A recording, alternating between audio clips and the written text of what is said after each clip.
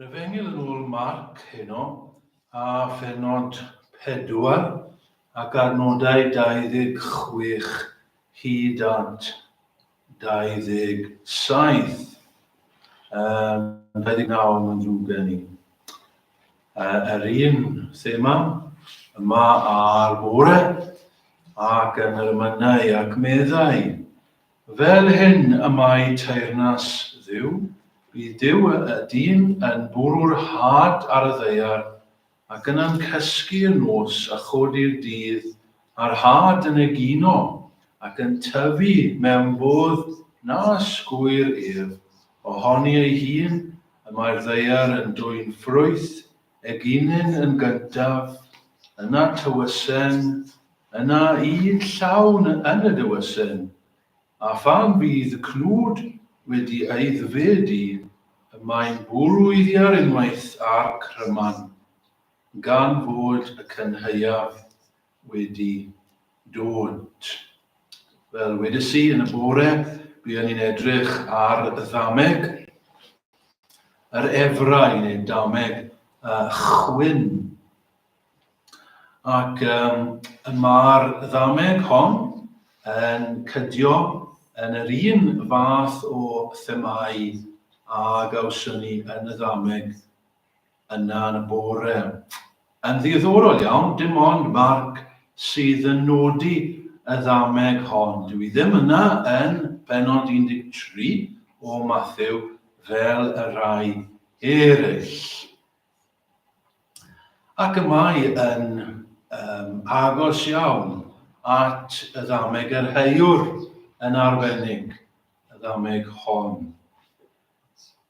Dameg, ond mewn gwirionedd cymhariaeth sydd gyda ni yma yn hytrach na stori. Fel fi'n dweud, mae'n atgoffa ni o ddameg yr heiwr, ac yma'r arglwydd yma yn canolbwyntio ar ac yn egluro'n llawnach yr hedyn sydd yn cwympo ar dir da.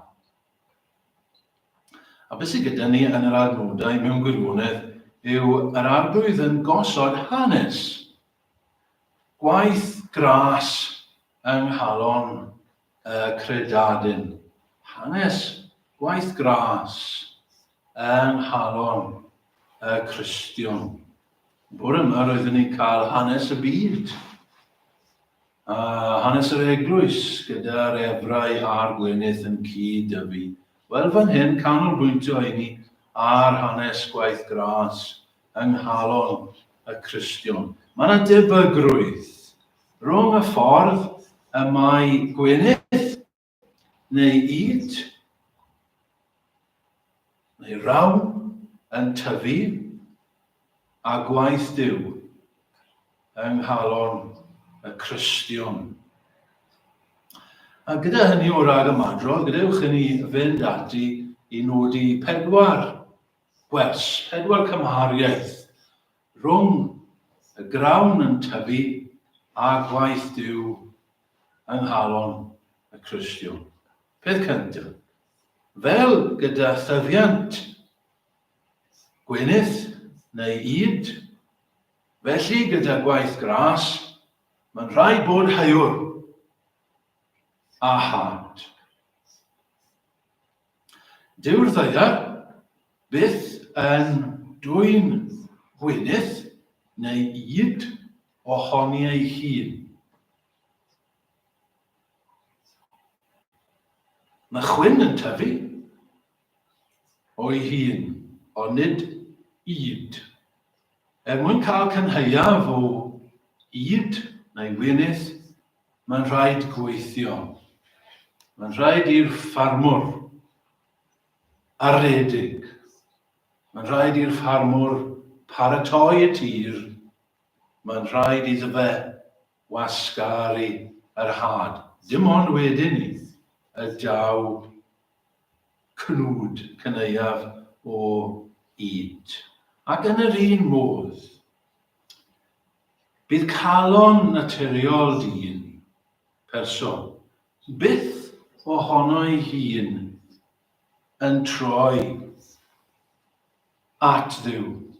Ohono ei hun bydd calon dyn, byth yn edifarhau, byth yn credu, byth yn ifeddhau. Mae'r galon ddyn yn anialdir, mae e'n ddiffaith ysbrydol. Mae'n amddifad o ras.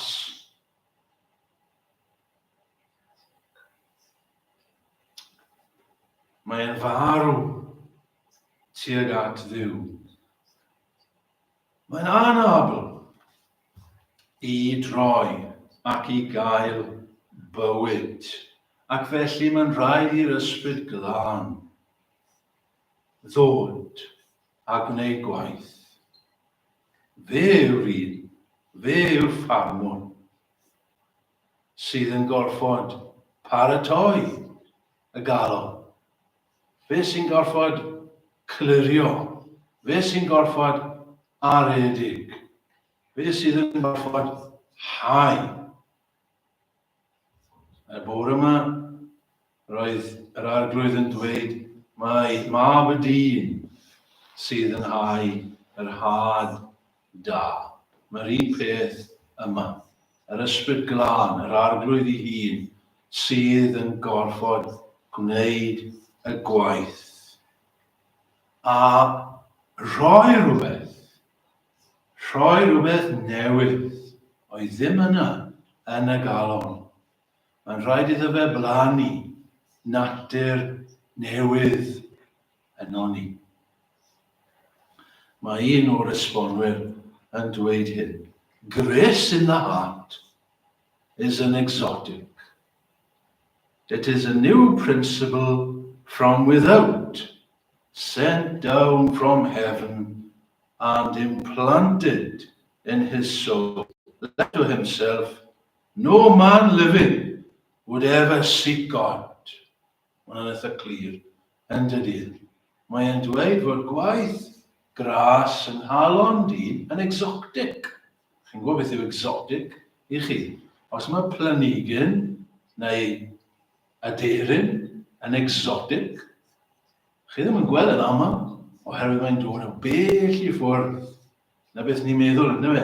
Something exotic, mae'n dod o ryw wlad diarth, pell i ffwrdd.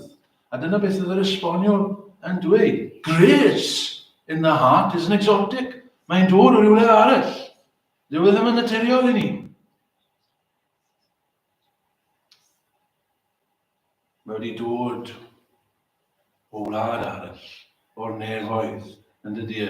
Yn ni'n canu hwma geiriau William Spantacelyn, fflam o dan, o ganol nefoedd yw ddisgynodd y mae lawr. Dyna beth mae hyn siarad am. Y fflam o dan yma yw y bywyd newydd yma, y gras yma, y gelyniaeth buon ni'n edrych arno fe wythnos diwetha yn yr ardd. Dyw yn dweud fi'n mynd i osod gelyniaeth. Dyma fe, dyma'r exotic, dyma'r hedyn. Mae'n rhaid i'r ysbryd glân ac fe yn unig i blannu. Chi'n gweld, does neb yn ceisio Dyw o ran natur, does neb yn ei gwneud da o ran, neb yn gallu gwneud da o ran ei natur. Does neb yn gallu gwella. Chybod, dyma tymor yr addunedi ynddo fe.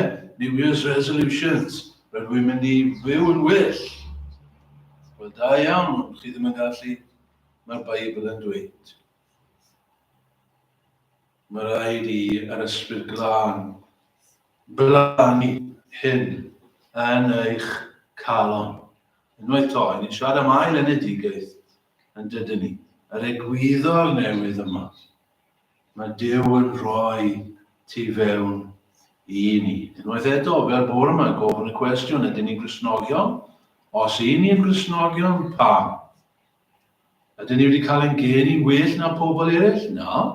Ydyn ni wedi cael ein geni gyda rhyw gene arbennig sydd yn meddwl bod ni yn fwy hawdd i geisio Dyw? A bod yn rwyddach yna ni? Na. Pam i ni'n Gristnogion? Oherwydd mae'r ysbryd glân wedi blannu'r peth yma yno ni, a'n yr unig reswm yn o eglwson ni rhywbeth, fe ddarllenson ni rhywbeth, blynyddoedd yn ôl, neu nid mor hir â hynny yn ôl, ond trwy'r peth hynny, roedd yr ysbryd glân yn gweithio, roedd yr ysbryd glân yn paratoi ac yn plannu yr hedyn yno ni. A dyna ein gobaith ni am y flwyddyn i ddod, bod e'n dal i wneud hynny. Yn ail, fel gyda thyfiant gwynydd, felly yng ngwaith gras, yma llawer sydd y tu hwnt i'n dealltwriaeth a'n rheolaeth ni. Nôl at y ddameg, gall y ffarmwr mwyaf doeth, ac mae llawer o ffermwyr a phobl sydd yn arddwyr da, maen nhw yn ddoeth, yn deall lot o bethau am y pethau hyn. Ond mae'r un mwyaf doeth ddim yn gallu esbonio popeth sydd yn digwydd mewn hedyn unwaith mae'n cael ei hau yn y ddaear.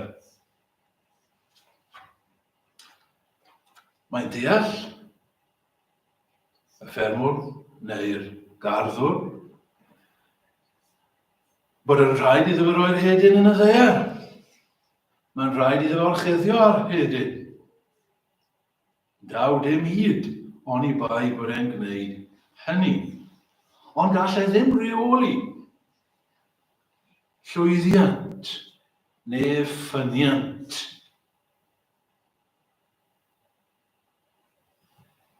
pob gronyn. Gall e ddim esbonio pam y rhai planhigion yn codi a dyw eraill ddim. Mae rhai eraill yn marw. Gall e ddim newid, neu gall e ddim ddweud yr awr pryd fydd y blodyn neu'r gwenydd yn codi ac yn dod i fywyd. Dyw e ddim yn gallu diffinio beth yn gwmws sydd yn digwydd yn y ddaear. Mae e'n tu hwnt iddo fe. Mae'n rhaid iddo fe adael y peth. Mae'n hau yr hadyn a mae'n gadael y tyfiant i Dduw. Ac y mae hyn yn ddigwyddor sydd yn wir yn ysbrydol hefyd. Gyda gwaith gras, mae yna ddirgelwch yma. Mae yna bethau sydd yn guddiedig oddi wrthym ni. Dyn ni ddim yn gallu esbonio pam mae'r gair yn cael effaith ar rai, ond ddim yn cael effaith ar bobl eraill. Dyma un o'r pethau sydd yn syni fi o hyd fel pregethwr ac eraill ohonoch chi hefyd. Pam ydy ar o rai oedfaon mae rhywun yn dweud, diolch am y gair yna, ges i fendydd, a mae rhywun arall ddim wedi cael dim byd. Ond falle tro nesaf bydd y ffordd arall. Pam ydy mewn rai oedfaon, mae rai pobl yn newid. Mae rai pobl yn credu'r gair.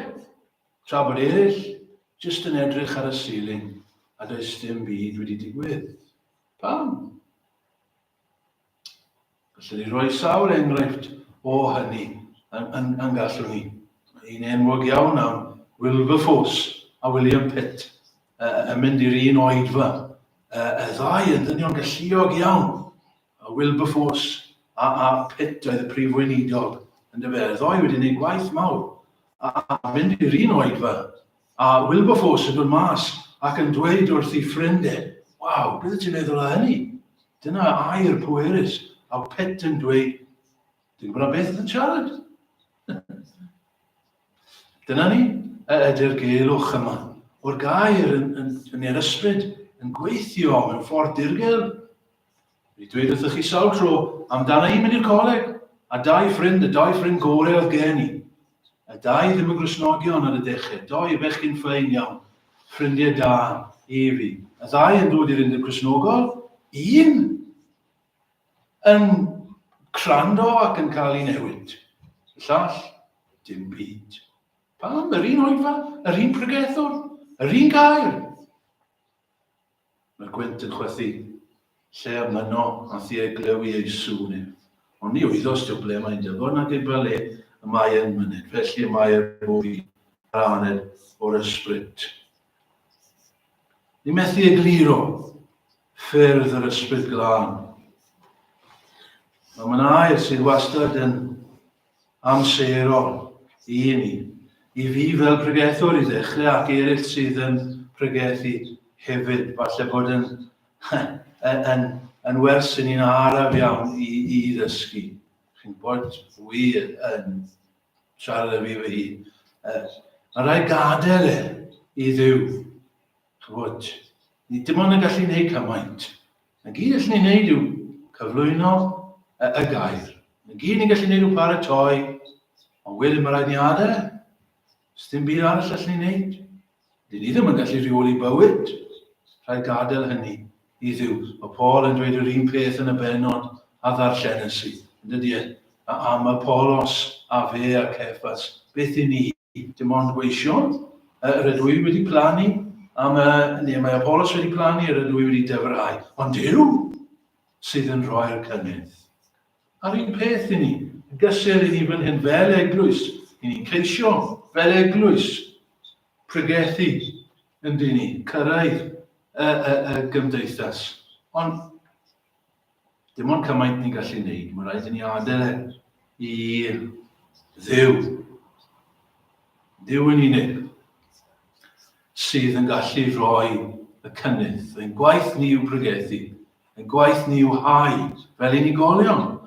Ein gwaith ni yw hau. Ein gwaith ni yw tystio. Ond dyn ni ddim yn gallu gwneud mwy na hynny. Mae rhaid ni adael wedyn yn llaw Duw.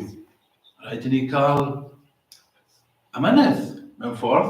Mae'n cysylltu gyda neges y bore yma. Mewn amgylchiad ychydig yn wahanol. Ond bore yma, rhaid bod yna amyneddgar. Heno hefyd, gyda hyn, y mater o hau yr had. Mae'n rhaid bod yna amyneddgar a dangos ffydd. Duw yn unig sydd yn gallu dod â'r cynnydd. Yn drydydd,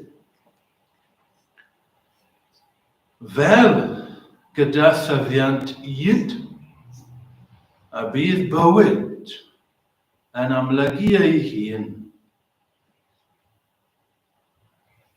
Falle fe fydd y dechreuad yn ddirgel ac yn gyddiedig o dan y ddeiar. Ond os oes bywyd yn y planhigyn yna, fe fydd e maes o law yn amlygu hun. Fydd e'n dod i'r amlwg.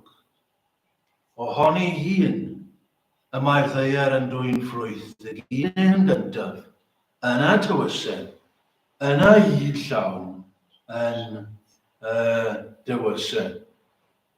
Fel mae yna gamau, steps, yn natblygiad gwaith mewn gronyn y gynyn gwenydd. Felly, gyda phlentyn Duw hefyd. Fe fydd yna gamau, fe fydd yna ddatblygiad amlwg, fe fydd yna aeddfedu, fe fydd yna gynnydd, fe fydd yna tyfiant I weld. Beth yw'r unig dystiolaeth bod rhywun yn blentyn I ddiw? Chybod nôl at y bore yma, lle roeddwn ni'n siarad am ragrydd o fewn yr eglwys. Fe fydd ragrydd fe, meddi Iesu Grist. Fe fydd Cristnogion sydd yn ymddangos yn Cristnogion. Ond gai un nhw. Wel, mae hynny'n arwain at gwestiwn, wel sut ni'n gwybod?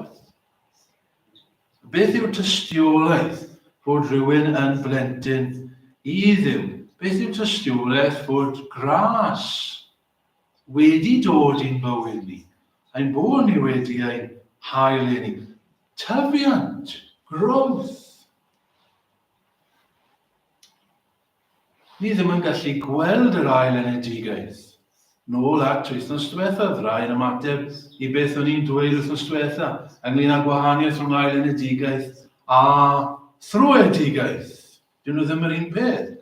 Ail enedigaeth, dyn ni ddim yn gwybod pwy sydd wedi ail-eni. Ond fe fydd rhywun sydd wedi ail-eni yn cael troedigaeth. Fe fydden nhw'n troi. Fe fydden nhw'n tyfu i ddefnyddio'r ddelwedd fan hyn. Fel mae Edyn, dim yn aros yn Edyn, mae e'n tyfu. Fe fydd hefyd gyda gwaith gras. Gai ofyn y cwestiwn i chi, ydych chi'n tyfu? Ydych chi'n datblygu? Falle ni'n anesmwyth gyda'r cwestiwn yna. Chybod, i ni gyd yn gallu meddwl, wel, ddim yn gweld lot o dyfiant. Ond nid yna beth ni'n gofyn. Ydych chi'n gweld tyfiant? 5 mlynedd yn ôl. Ydych chi'n fwy doeth na 5 mlynedd yn ôl? Ydych chi'n fwy sanctaidd eto? Ni'n gyndyn i ateb, achos ni'n gwybod ni'n bechaduriaid. Ond ni ddim yn gofyn ydyn ni ddim yn bechaduriaid. Ydyn ni'n gweld mwy o sanctaiddrwydd? Ydyn ni'n gweld mwy o ddeall o'r gair nag oedd 5 mlynedd yn ôl? Ydyn ni'n fwy caredig? Ydyn ni'n fwy maddeugar? Ydyn ni'n haws i dod mlaen â? Ag o'n i 5 mlynedd yn ôl. 5 mlynedd yn ôl. O'n i fel hyn, ond nawr ni'n gweld llaw Duw. Ydyn ni'n gweld yn y gilydd? Ni yn gweld yn ein gilydd. O'n i'n meddwl wrth baratoi. Falle dylswn ni ddweud wrth ein gilydd mwy hyn. Fi'n gweld cynnydd yna ti. Fi'n gweld datblygu. Fi'n gweld bod ti'n newid. Mwyn annog ein gilydd. Oherwydd mae e'n bwysig, chi'n gweld ffrindiau, dydy newid yw tyfiant ddim yn automatic yn y bywyd Cristnogol.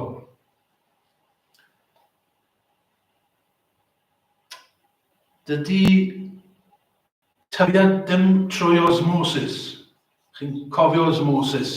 Chi'n rhoi taten mewn dŵr hall, ac ar ôl tipyn bach o amser, bydd y taten yn mynd yn hallt oherwydd osmosis. Wel, dydy sancteiddrwydd ddim yn digwydd trwy osmosis. Os ych chi jyst mewn cwmni o bobl sanctaidd, ydych chi ddim yn mynd i ddod yn automatic yn sanctaidd. Mae'n beth da, wrth gwrs, ac fe ddylse fe cael dylanwad arnoch chi, ond dydy e ddim yn automatic. Chwaith, dydy amser ddim yn helpu ni. Dydyn ni ddim yn mynd i ddod yn fwy fel Iesu Grist jyst trwy amser. I ni'n gallu aros yn yr unfan, a mae'n trist pan mae Cristnogion yn stopio tyfu. Mae'n trist pan mae Cristnogion fel petai yn ddim wedi symud ymlaen o ble oedden nhw 5 mlynedd yn ôl. Ddim yn deall mwy am y gair nag oedden nhw 5 mlynedd yn ôl. Dyw eu gweddiau nhw ddim wedi symud ymlaen o 5 mlynedd yn ôl. Gofod bod yn ofalus yn y pethau hyn, ond gobeithio chi deall y pwynt. Mae'n rhaid dangos tyfiant. Dwi'n cofio un pregethwr yn dweud blynyddoedd yn ôl, o'n i'n meddwl oedd yn eglureb da iawn. Oedd yn dweud, dychmygwch bod chi yn cwrdd â mam ifanc sydd wedi cael babi. Ac babi bach, just cwbl o fisoedd oed, a chi'n llawn llawenydd dros y fan. A chi'n mynd lan at y babi, ac chi yn dal y babi, a chi'n dweud, mae babi'n hyfryd. A fi mor hapus dros dy chi. A wedyn, dychmygwch bod chi'n cwrdd ar un fan, gyda'r plentyn mhen 2 flynedd. Ac chi'n sylwi bod y babi'r un. Dyw'r babi ddim wedi tyfu o gwbl. Mae'r babi dal yn yfed llaeth. Lle dylai'r babi fod erbyn hyn yn bwyta, solid. Dylai'r babi fod yn cerdded, dylai'r babi fod yn siarad erbyn hyn. Ond mae dal yn babi. A meddai'r pregethwr, he would weep over that mother. A'r pwynt yn glir yn dydy. Fe ddylswn ni dangos tyfiant yn ein bywyd Cristnogol. Wel, yn bedwerydd ac yn olaf, fel gyda saffiant gwenydd, does dim cynheuaf nes bod yr had yn eiddfed. Does dim un ffermwr yn torri y gwenydd, yn cynaeafu ei wynydd, nes bod, neu tra bod y gwenydd yn wyrdd. Rydych chi'n aros, nes bod y glaw a'r haul a'r gres a'r oerfer wedi gwneud ei gwaith, ac mae'r grawn yn ymddangos. Ac yma nhw'n dechrau plygu o dan bwysau ffrwyth. Ac yna mae'r ffarmwr yn estyn ei gryman ac yn casglu ffrwyth ac yn llenwi ei ysgyborau. Ac mae Duw yn delio gyda'r rhai y mae gwaith gras wedi dechrau ynddyn nhw yn yr un modd. Dyw Duw ddim yn symud i bobl o'r byd yma.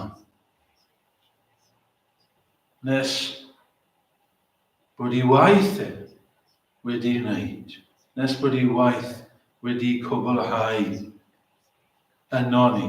Mae'n gysur mawr yn hyn, does e? Dyw Cristnogion byth yn marw, nes bod Duw yn meddwl. Mae'n barod. Mae'r cynheuaf wedi dod. Mae'r grawn yn amlwg ynddyn nhw. Byth yn marw yn yr amser anghywir. Falle dyn ni ddim yn deall amser i Duw, ond mae Duw yn deall. A mae pob tro mae Cristion yn dod i ddiwedd i bywyd, na beth ni'n sôn am fan hyn, nid y cynheuaf fel bore yma, diwedd y byd, ond diwedd oes y Cristion. Mae Duw yn gwybod, nawr yw'r amser, nawr yw'r cynheuaf, a nawr wy'n mynd i gasglu i fy ysgubor i. Oedd yn tadau ni arfer dweud rhywbeth fel hyn, rydyn ni yn anfarwol tan mae ein gwaith wedi ei orffen. We are immortal. We are immortal. Ydych am hynny? We are immortal. Mae Cristnogion yn immortal. Os neb yn gallu cyffwrdd. Dyw hyd yn oed marwolaeth ddim yn gallu cyffwrdd. Until our work is done. Nes bod yn gwaith ni wedi gwblhau. Mae Duw yn gwybod beth yw'r gwaith sydd gyda ni. Mae'n gwybod pryd mae'r amser ei ddod i ben.